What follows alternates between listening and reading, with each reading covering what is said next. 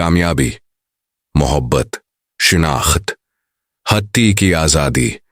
अगर ये सब कुछ इस वक्त तक बेमानी हो, जब तक आप ये न जान लें कि आप हकीकत में कौन हैं, ये सिर्फ दो लोगों की कहानी नहीं, ये हर उस उलझी हुई रूह की कहानी है जो शौर से भरे हुए एक ऐसे जहान में अपनी मंजिल तलाश कर रही है, जहां आवाजें तो बहुत हैं मगर समत कोई नहीं।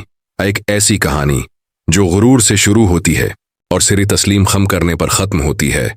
दो जिंदगियां हैं, बिल्कुल एक दूसरे की जद, मगर तकदीर ने जिनका टुकराना लिख दिया है।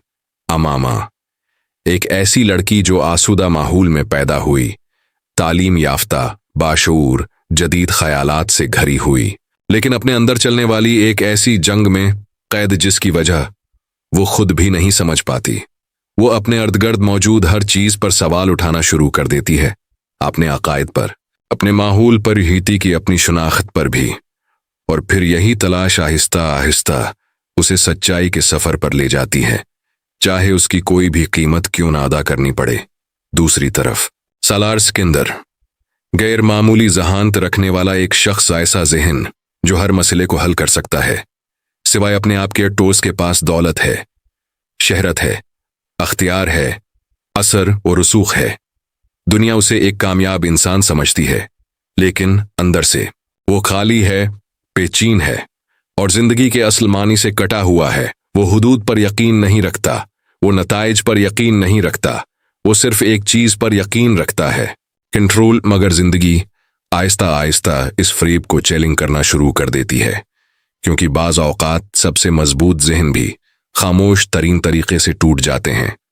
और जब इमामा और सालार के रास्ते आपस में मिलते हैं, तो ये सिर्फ दो लोगों की मुलाकात नहीं होती, ये दो मुख्तलिफ दुनियाओं का तसादुम होता है।